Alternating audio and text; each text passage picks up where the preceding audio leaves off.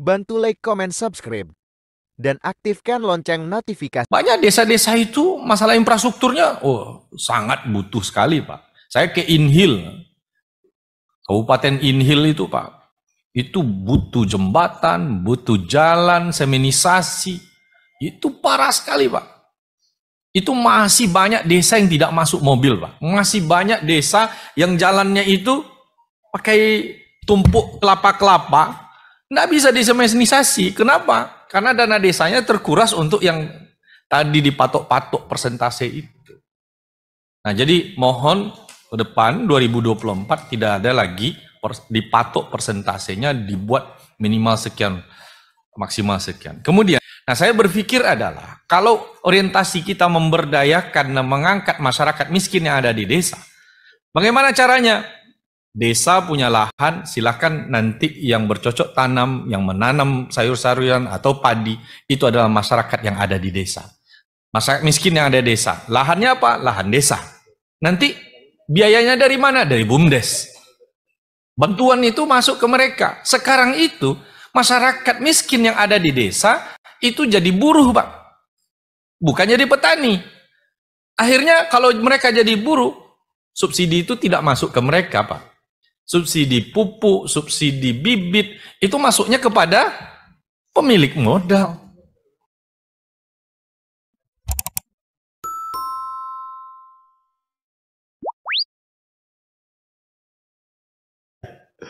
Yang selanjutnya kami silahkan ke yang hari ini ganteng sekali, Pak Sarul Aidi Mazet. Jasnya mantap banget, Pak. Ini kan paripurna. Paripurna. Baik, terima kasih pimpinan dan anggota Komisi 5 yang saya hormati, Pak Menteri, Pak Sekjen, dan seluruh pejabat di lingkungan Kementerian Desa. Selamat kepada Kementerian Desa, Wakil Menterinya jadi Menteri. Nah, itu dulu. Wakil Menterinya jadi Menteri ATR BPN ya. Menterinya jadi Wapres tempatnya. Menko Info, sorry. Baik, Pak Menteri, selalu menarik ini untuk membahas tentang desa. Kebetulan saya masih tinggal di desa nih, Pak Menteri. Pertama, mudah-mudahan Pak Menteri sudah mempersiapkan masalah peraturan kementerian untuk penggunaan dana desa 2024. Ini janji kita kemarin agar itu dibawa ke Komisi 5 untuk kita diskusikan. Sehingga teman-teman kepala desa tidak ngadu ke kita tapi barang itu udah jadi gitu. Jadi kemudian berharap agar peraturan ke depan itu adalah sesuai dengan aspirasi teman-teman kepala desa yang mereka sampaikan juga, kemudian kemarin ditampung dalam rancangan revisi Undang-Undang Desa. Kebetulan saya kemarin menjadi anggota Panja revisi Undang-Undang Desa untuk dijadikan inisiatif DPR RI. Saya tidak tahu, katanya diupayakan untuk ketok palu di tahun ini. Mudah-mudahan saja.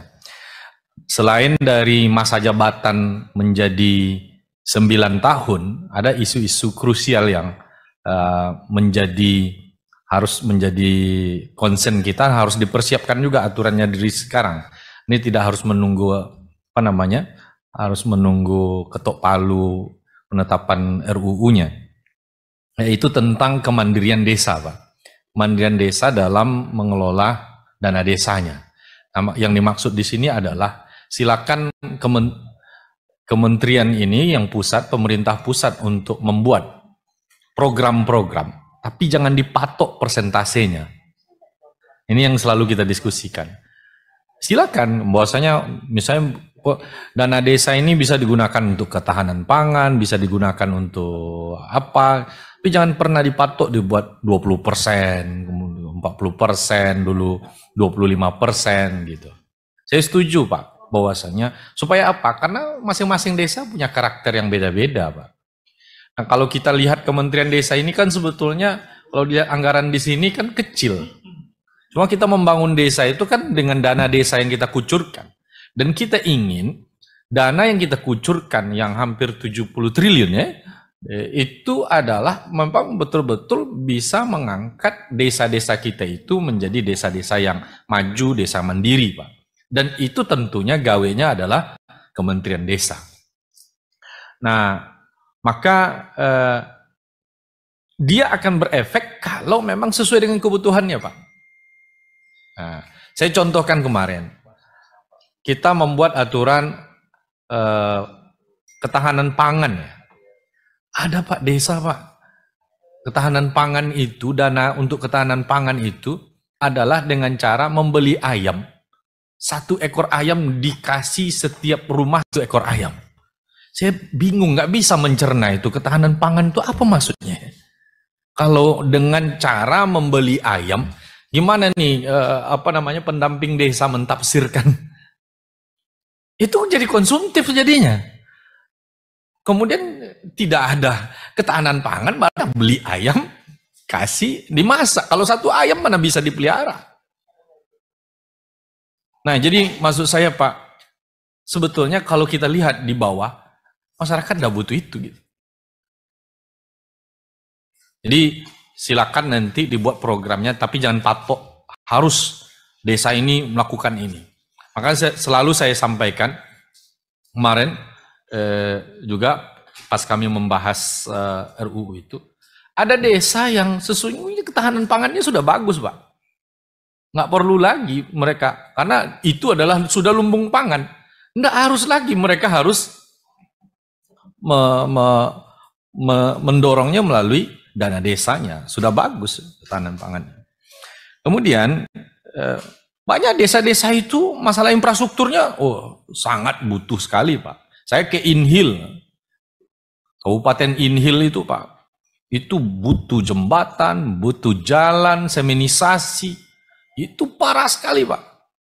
Itu masih banyak desa yang tidak masuk mobil Pak, masih banyak desa yang jalannya itu pakai tumpuk kelapa-kelapa, nggak bisa diseminisasi. Kenapa? Karena dana desanya terkuras untuk yang tadi dipatok-patok persentase itu.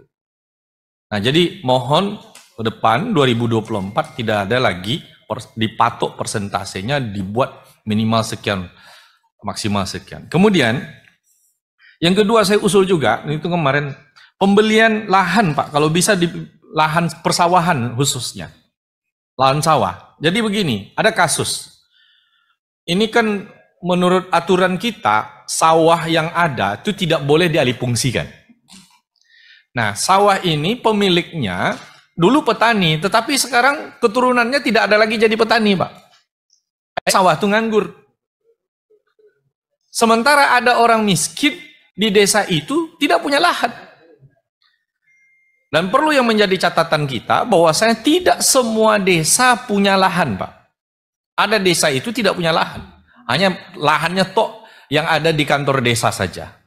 Nah, saya berpikir adalah kalau orientasi kita memberdayakan dan mengangkat masyarakat miskin yang ada di desa, bagaimana caranya?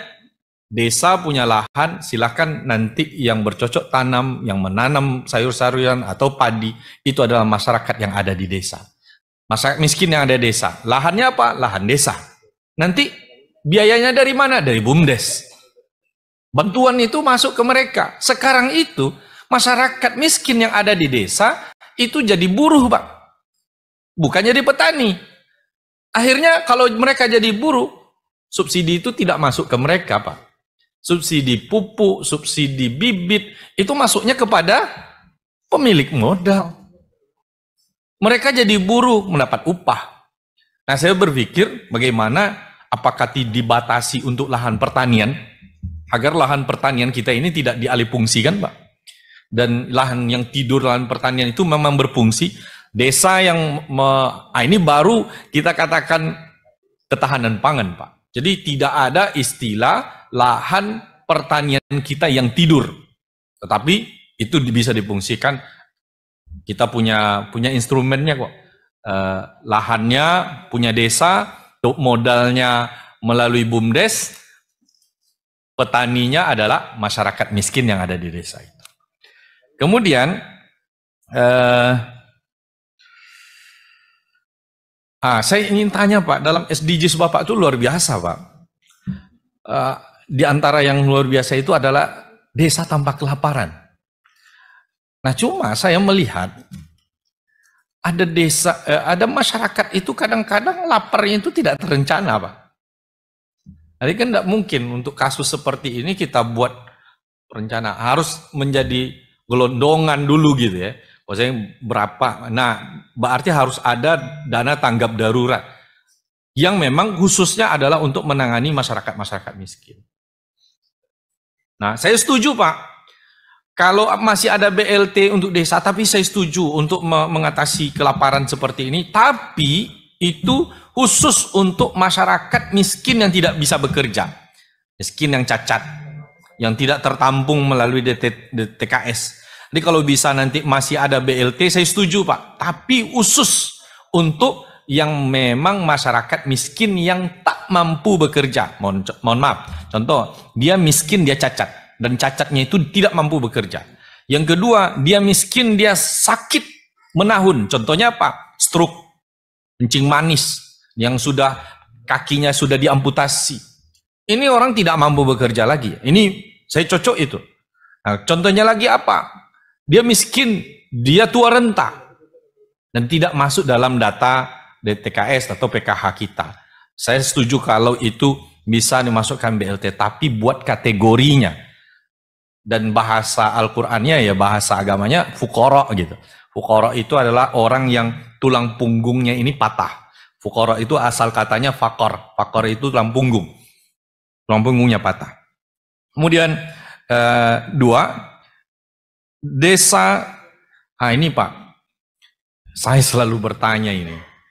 Dan kalau bisa Pak Menteri masih menjadi menteri, kalau Pak Menteri masih lanjut nanti Menteri Desa lagi, saya usul Pak. Dana Bapak ini kan sangat kecil sekali, 3 triliun, tapi yang mau dikelola tiga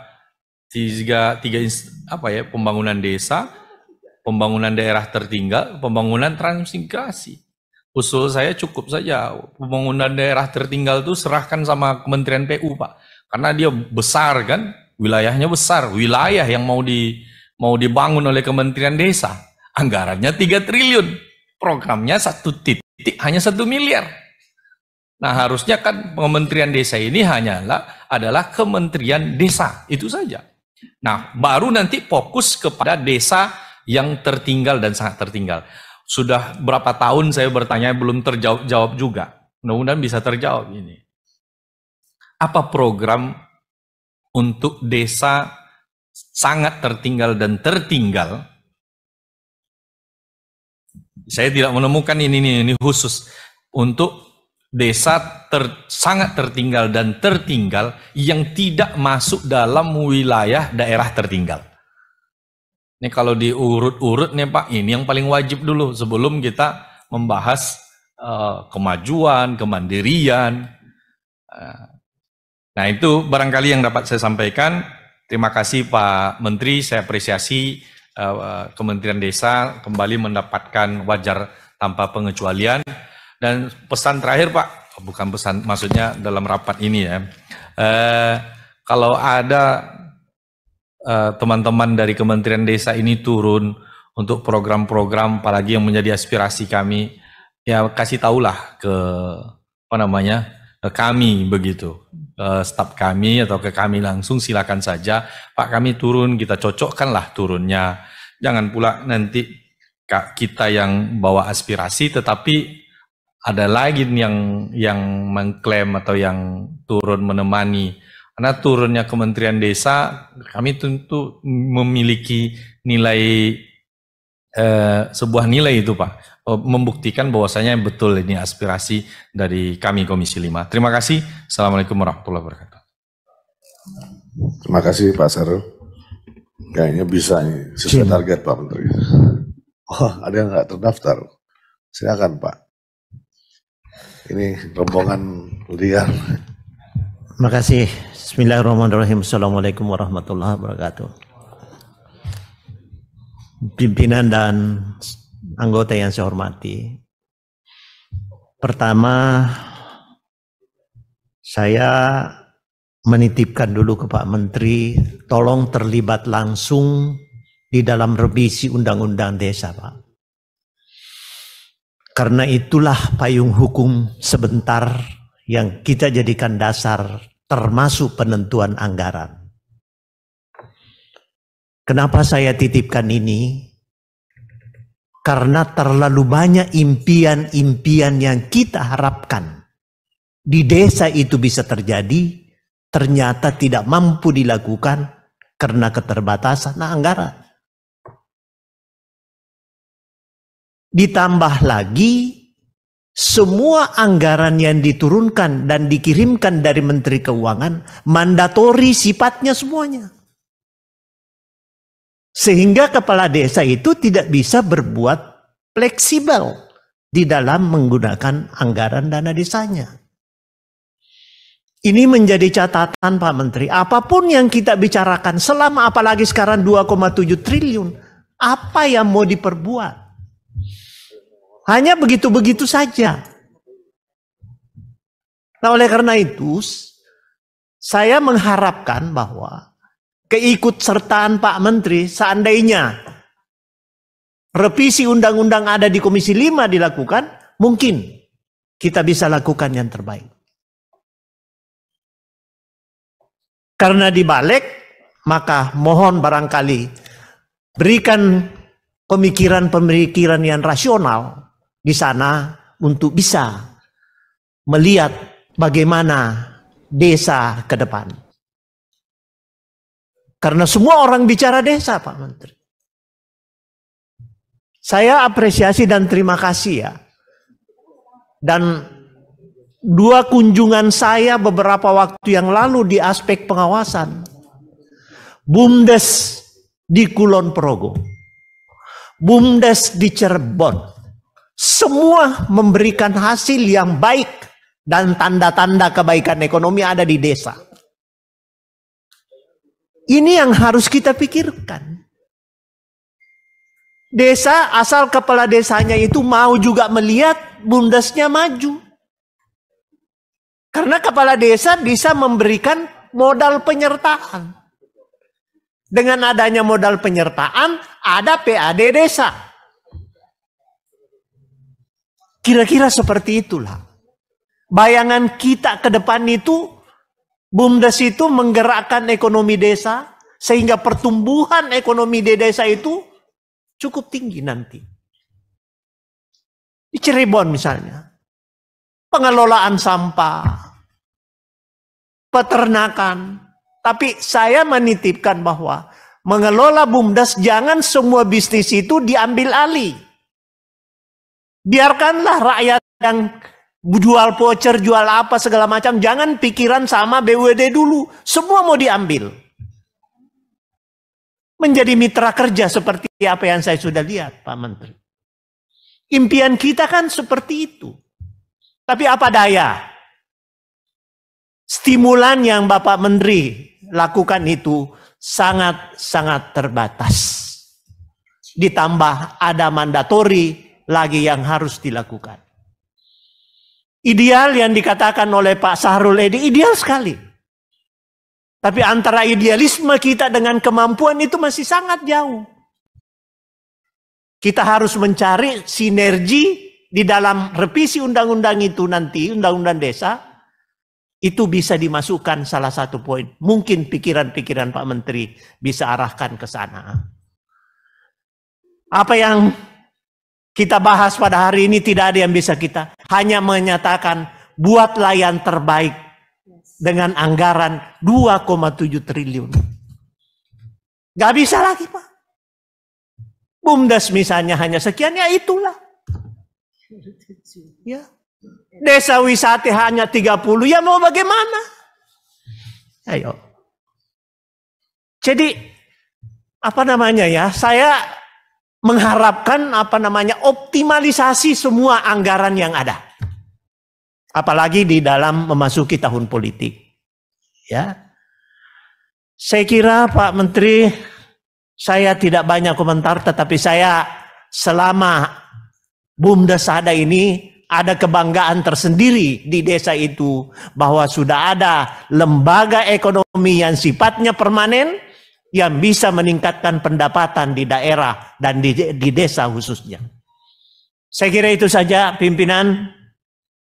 Mudah-mudahan dengan anggaran yang sekecil begini, kita bisa manfaatkan seoptimal mungkin untuk kepentingan kita semuanya. Demikian, terima kasih, mohon maaf. Assalamualaikum warahmatullahi wabarakatuh. Izin pimpinan tambah 1 poin aja. Boleh Bu, silakan Bu. Ya. Menyambung apa yang saya sampaikan dan disampaikan Pak Hamka. Sudah dekat. Sudah dekat tapi jauh ternyata. Ya, terkait dengan desa wisata Pak. Jadi merasa sedih begitu ya. Ini saya punya surat dari Bupati Tulungagung ini. Kepadanya Direktur Jenderal Pembangunan Desa dan Pedesaan Kemendes PPDT RI. Judulnya rekomendasi. Jadi isinya mereka menginginkan bantuan berupa desa wisata. Yang diusulkan ada 27 titik desa. Saya jadi kalau di situ hanya 36 ini sudah, kalau direalisasikan udah habis tuh, untuk yang lain-lain nggak ada. Kalau ini tidak direalisasi 1 atau 2 itu kan harapannya hilang semua begitu. Nah, oleh karena itu menurut saya menjadi sangat penting bahwa anggaran itu perlu ditingkatkan begitu supaya kenapa? Artinya perlu diperbanyak untuk desa wisata ini karena memang betul seperti yang saya sampaikan itu sangat dibutuhkan gitu. Oleh karena itu menjadi perhatian besar menurut saya Pak Menteri. Karena memang betul-betul sekarang ini semangatnya luar biasa di desa-desa itu. Dan kreativitasnya juga cukup lumayan untuk desa-desa wisata kalau saya perhatikan. Paling tidak masyarakat yang tidak mampu pergi di tempat lain yang membutuhkan atau mengeluarkan banyak anggaran itu bisa refreshing karena ini zamannya stres Pak. Stres di mana-mana, orang ngelihat HP juga stres juga, nggak bisa makan stres, nggak bisa kemana-mana stres. Oleh karena itu ini sangat penting menurut saya untuk direalisasikan. Terima kasih pimpinan. Terima kasih Bu. Kayaknya stresnya semua sama deh. BUMDes dan desa wisata Pak. Soal Menteri Pariwisatanya juga agak agresif ke desa-desa untuk menjanjikan desa wisata. Pertanyaannya anggarannya dari mana nih? Dari Menteri ke Desa atau dari Menteri Pariwisata gitu loh. Jadi kalau itu memang merangsang daerah-daerah dan desa-desa untuk mengajukan diri sebagai penerima desa wisata gitu loh Pak. Akibat daripada Pak Menteri Pariwisata yang juga cukup agresif tadi yang maksud saya. Dari teman-teman anggota selesai dan alhamdulillah cukup lancar ini, cukup cepat Pak. Dari kami memberikan apresiasi terhadap WTP yang diperoleh sudah 6 kali berturut-turut ya Pak Menteri. Semoga ke depan semakin baik lagi. Dan ingin saya ingatkan menyangkut masalah serapan anggaran tahun 2023. Sini sisa 3 bulan terakhir mungkin. Dan kemudian posisi kita masih cenderung agak rendah, 51,56%. Semoga penyerapan kita di akhir tahun ini akan lebih maksimal. Dan kemudian ada beberapa program kegiatan seperti jalan desa atau air bersih yang saya lihat hampir di semua direktorat jenderal ini kalau bisa ada koordinasi antara Kementerian PUPR karena di PUPR juga itu ada program Sanimas dan Pamsimas dan kemudian ada jalan ada program pisau dan lain sebagainya yang kita khawatirkan jangan sampai program tersebut menjadi tumpang tindih dengan Kementerian Desa PDT. Kemudian menyangkut masalah transmigrasi Ya saya cuma ingin menghimbau Pak bahwa kelaikan hidup para transmigran ini memang harus perlu diperhatikan, dioptimalkan. Tentunya menyangkut masalah sarana-sarana kehidupan dan akses dan lain sebagainya. Selama ini kita melihat banyak ada beberapa mungkin transmigran yang kemudian meninggalkan tempat ya karena tidak melihat prospek yang cukup panjang.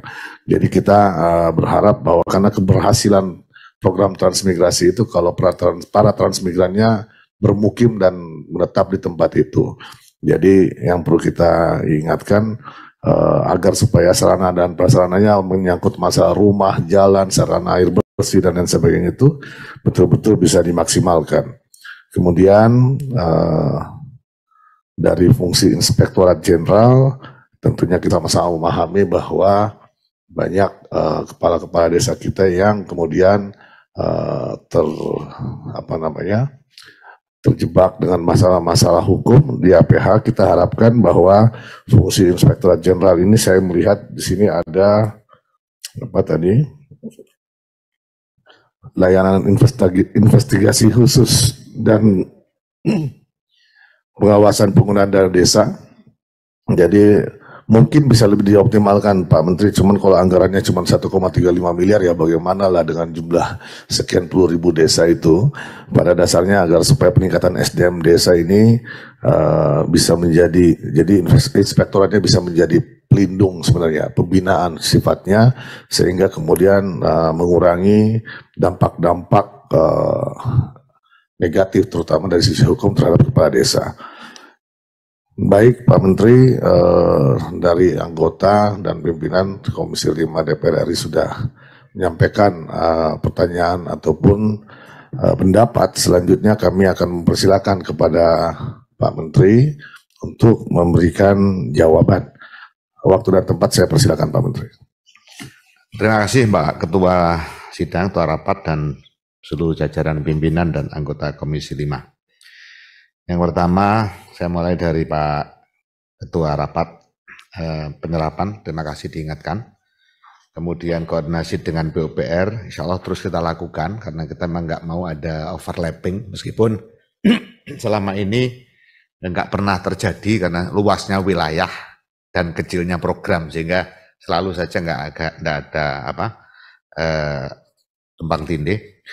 Kemudian transmigrasi memang kita betul-betul mempersiapkan untuk RPJP 2024-2045 karena ini terkait juga dengan perubahan regulasi. Nah, konsep yang kita coba sodorkan untuk RPJP adalah kepemilikan lahan komunal, ini satu.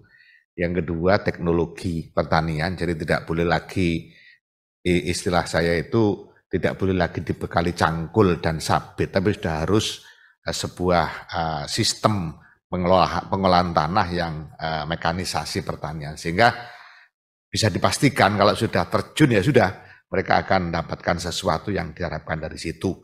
Sekaligus ini menjawab dari Bu Sri Rahayu tadi, bahwa kita terus berikhtiar agar transmigrasi tidak sama dengan memindahkan kemiskinan.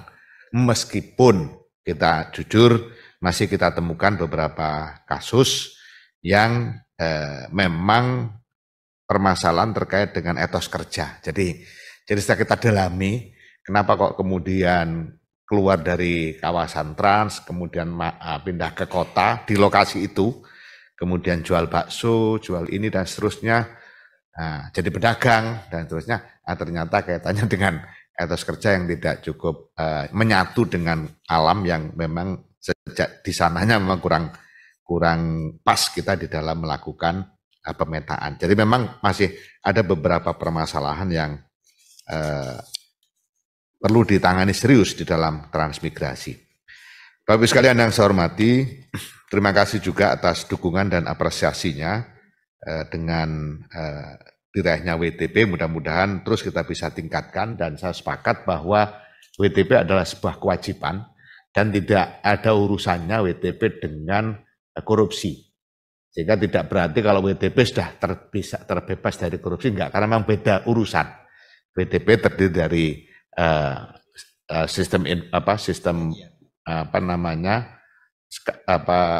SPI, sistem pengendalian internal SPI, kemudian kepatuhan, dan ada 3 item. Sementara urusan korupsi itu urusan terkait dengan upaya-upaya yang dilakukan oleh personal-personal yang tentu tidak ada urusannya dengan peraturan-peraturan yang berlaku, dan disitulah kemudian terjadi penyimpangan. Sehingga kita akan terus berupaya semaksimal mungkin, paling tidak dengan WTP itu kontrol kita terhadap penggunaan uang menjadi lebih maksimal dan peluang untuk melakukan korupsi juga akan berkurang. Itulah makanya di dalam penggunaan dana desa pun kita selalu bicara tentang partisipasi masyarakat.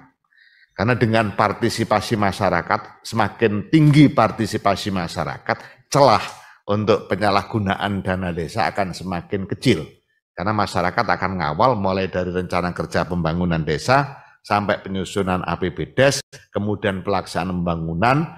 Bahkan bisa kita nyatakan bahwa dalam sistem perencanaan dan pelaksanaan pembangunan yang paling transparan itu ada di desa. Karena kalau di APBD saja itu nggak ada, masyarakat bisa mengakses. Sementara di desa itu ditempel di tempat-tempat umum. Nah, ini yang terus kita bangun, kita pertahankan, jangan sampai justru mengalami penurunan. Sehingga harapan yang kemudian ada di draft revisi Undang-Undang Nomor 6 Tahun 2014 untuk terus ada kenaikan dana desa, ini harus ditopang dengan tingkat partisipasi yang tinggi. Karena kalau partisipasi masyarakat tidak tinggi, maka mengkhawatirkan sekali penyimpangan-penyimpangan terjadi dengan banyaknya dana desa yang disalurkan. Nah, disitulah dibutuhkan satu tahapan-tahapan yang sistematis, tidak serta-merta, dan mungkin di situ juga reasoning kenapa masa jabatan kepala desa perlu didiskusikan. Kayaknya sekarang sudah hampir memenuhi titik temu antara pemerintah dengan DPR terkait dengan masa jabatan kepala desa. Bapak sekalian yang saya hormati, terkait dengan desa wisata. Silakan. Terkait dengan jabatan desa, Pak. Memang ini perlu dikaji secara mendalam. Maksud saya begini, dulu pernah 10 tahun ya. 10 tahun kemudian turun menjadi 8 apa 6 dulu tuh? 8, 2 kali ya. Setelah itu turun lagi menjadi 6. 5 dulu ya. 5 kemudian 6, sekarang 9. Hampir mendekati 10. Maksud saya supaya tidak terjadi seakan-akan kepentingan yang tersembunyi di situ. Saya bukan mempersoalkan 9 tahunnya, enggak, kita setuju. Tapi ini perlu dikaji secara mendalam supaya ke depan itu tidak akan terjadi lagi. Saya khawatir nanti setelah 9 turun lagi. Wah, kurang ini kalau hanya 2 periode. Turun menjadi 8 apa 7 3 periode. Nah, hal semacam itu menurut saya perlu betul-betul Pak Menteri ikut di dalamnya, di dalam mengkaji atau memberikan pertimbangan yang detail sehingga tidak terjadi perubahan-perubahan yang begitu cepat loh, itu cepat sekali perubahannya. Untuk kepentingan siapa, menurut saya itu tidak perlu dibahas kepentingannya, tetapi sekali lagi mohon dengan hormat itu untuk dikaji. Karena kan alasan dari teman-teman kepala desa itu kan 2 kali 9 tahun itu dengan harapan tidak karena di desa itu kan pemerintahan yang kalau hanya 6 tahun itu antara masyarakat yang satu dengan yang lainnya yang pro dan kontra itu susah untuk disatukan kembali. Nah, oleh karena itu mohon dengan hormat, ini pertimbangan yang 9 tahun ini bukan pertimbangan untuk tidak setujunya ya, artinya pertimbangan-pertimbangan 9 tahun ini betul-betul dikembangkan, betul-betul digali secara dalam supaya tidak menimbulkan nanti setelah 9 tahun tidak akan ada perubahan kembali. Terima kasih pimpinan. Terima kasih. Sepakat karena kita di dalam melakukan telaah selalu bertumpu pada kepentingan kesejahteraan, bukan pada kepentingan siapapun. Jadi selalu kita kembalikan, kalau dalam konteks kesejahteraan masyarakat bagaimana. Nah, itulah makanya bicara tentang penambahan dana desa pun harus kita ikuti dengan pola peningkatan partisipasi masyarakat yang notabene belum maksimal. Kita jujur belum maksimal. Artinya kepedulian warga masyarakat terhadap sebuah proses pembangunan yang sebenarnya sistemnya sudah sangat transparan, tapi ini masih belum. Misalnya Musdes itu terbuka untuk umum, siapapun boleh hadir. Tapi masyarakat masih belum terlalu peduli. Kemudian di Pampang di tempat-tempat strategis APBDes per tahun anggaran, itu pun kritik masyarakat masih cukup rendah. Nah inilah yang kita upayakan, kita tingkatkan supaya pengawasannya menjadi lebih maksimal.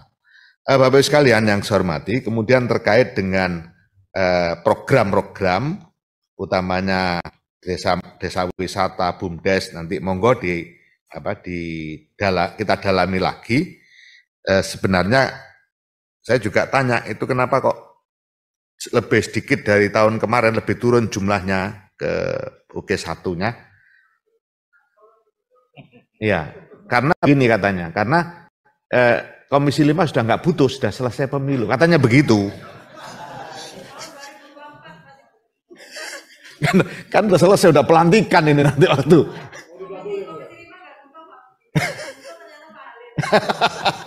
Itu janji Pak Menteri. Hari ini dijanji realisasi tahun depan. Oh tahun depan, ya. Ya monggo nanti disepakati. Yang pasti kita menyerahkan sepenuhnya untuk dibahas bersama-sama. Kemudian terkait dengan Pak Sarul Aidi banyak banget. Jadi kuncinya sebenarnya begini Pak Sarul, untuk terkait dengan variasi. Terkait dengan ini, prioritas penggunaan dana desa sepakat. Pada prinsipnya, Kementerian Desa dan saya secara pribadi memang tidak setuju dengan persentase. Tetapi mandatorinya yang kemudian muncul dari itu, misalnya kemarin ketahanan pangan di persentase, itu hasil pembicaraan antara Kementerian Keuangan dengan Banggar. Nah, sudah kita nggak bisa ngapa-ngapain. Nah, misalnya kayak gitu. Sehingga itu harus kita masukkan. Nah, sekarang alhamdulillah urusan itu tidak lagi diharuskan tiap tahun.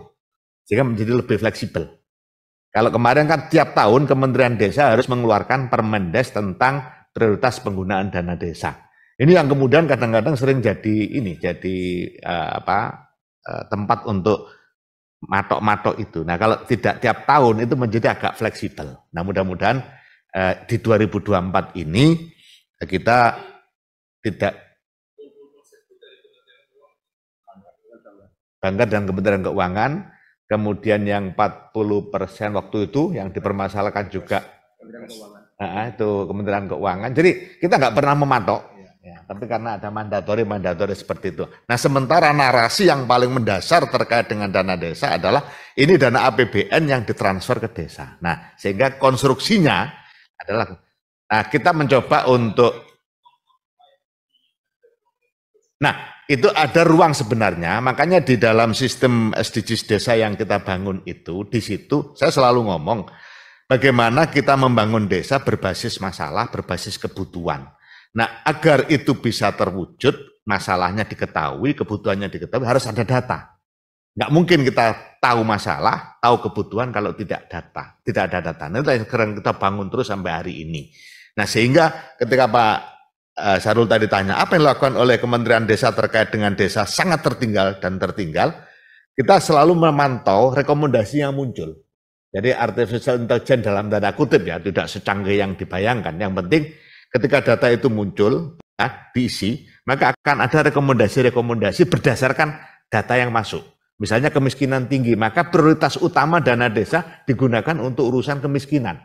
Bentuknya apa dan seterusnya itu ada rekomendasi. Nah kita ngawal itu sehingga kita bisa memberikan arahan yang lebih intensif kepada para pendamping, kepala desa agar ini loh kondisi desa sampean, tolong prioritas dana desa untuk ini supaya cepat terentaskan. Yang kedua, kita terus melakukan koordinasi dengan kepala daerah karena tidak mungkin desa sangat tertinggal dan tertinggal itu bisa naik sendiri tanpa ada intervensi APBD. Misalnya bicara tentang ketersediaan tenaga kesehatan, bidan, dokter, dan nakes. Ini nggak mungkin bisa diwujudkan oleh desa tanpa ada intervensi. Kegiatan misalnya kursus, ada pasar desa, kantor pos, dan jasa logistik, dan seterusnya, kedekatan dengan akses BPR dan lain-lain ini yang terus kita komunikasikan dengan pemerintah daerah. Nah, alhamdulillah terjadi percepatan. Insya Allah tahun ini kita sudah memenuhi RPJM kita. Tahun 2023 ini sudah memenuhi RPJM kita. Sehingga kalau nanti 2024 insya Allah sudah surplus terkait dengan itu. Tetapi perlu saya laporkan bahwa itu baru kerangka makro.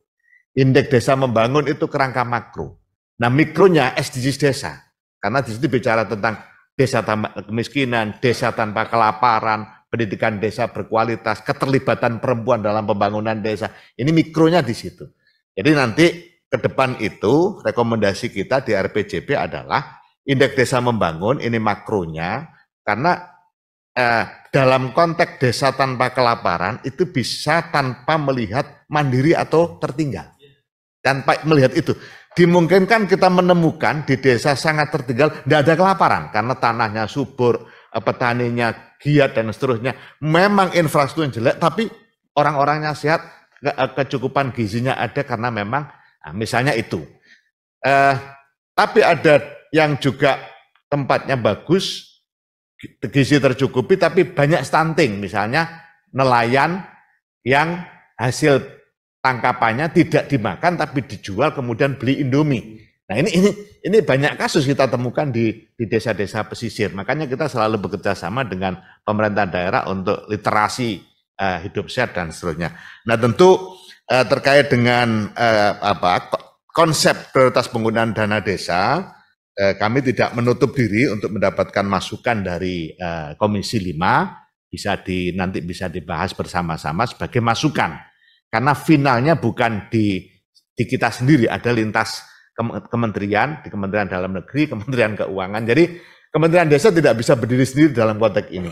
Kementerian Desa, Kementerian Keuangan, Kementerian Dalam Negeri, Bappenas, ada Kumham Karwan itu kan semua. Jadi Bappenas ini yang juga ikut ambil. Makanya kita senang ketika tidak tiap tahun. Karena tiap tahun pasti itu tarik-menariknya pada pemanfaatan.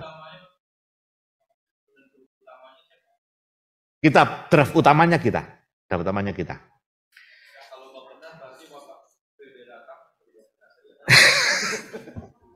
Saya ingin jadi seperti Pak Sarul, jadi anggota DPR aja.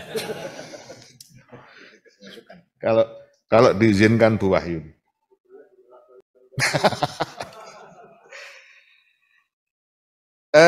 Sementara itu BUMDesa, betul Pak, kita berikhtiar betul Pak Hamka, dan kita selalu mengatakan pertama BUMDesa jangan hanya berpikir kepada kepala desa, jangan hanya menuntut BUMDesa untuk PADS, PAD pendapatan asli desa. Jangan. Yang penting BUMDesa memberi dampak pada pertumbuhan ekonomi. Itulah makanya kita membagi BUMDesa menjadi dua. BUMDesa yang melakukan upaya usaha untuk produktif dan BUMDesa yang bersifat konsolidatif. Dia tidak dapat untung apa-apa, yang penting masyarakat terbantu. Itu yang saya sebut sebagai BUMDesa konsolidatif. Nah, oleh karena itu, hari ini kita juga sudah membangun, berkoordinasi dengan LKPP untuk e-katalog produk BUMDesa. Sehingga pemerintah daerah, ketika butuh air minum, butuh ini yang sudah diproduksi oleh BUMDesa dan masuk e-katalog, aman untuk beli tanpa harus lelang dan seterusnya. Itu sedang kita proses dan mudah-mudahan LKPP sudah merekomendasi beberapa BUMDesa sedang dalam penelaahan, sehingga nanti kita bisa belanja, pemerintah daerah utamanya kan untuk pemerintah daerah atau pemerintah kita sendiri dari Kemendes, dan ini sudah bertahun-tahun di Kemendes saya haramkan, bahkan haram mughaladhah, meskipun itu tidak ada Pak, haram mughaladhah. memanfaatkan produk-produk di luar produk UMKM dan BUMDesa, mulai dari air mineralnya, makanannya, dan seterusnya. Meskipun dulu, mohon maaf, ada ini, tapi sekarang tidak ada, Pak. Sekarang di Komisi 5 aja masih ada ini. Saya kira demikian, Bapak Ibu sekalian. Nanti yang lain-lain akan kita sampaikan, misalnya tentang visibility tadi pertanyaan. Itu pembangunan perhutanan sosial, itu satu paket apa-apa, itu kan ada outputnya apa, dan nanti kita sampaikan secara tertulis. Terima kasih Pak Ketua, mohon maaf. Assalamualaikum warahmatullahi wabarakatuh. Jangan lupa subscribe channel Nagari Banget dan aktifkan notifikasinya.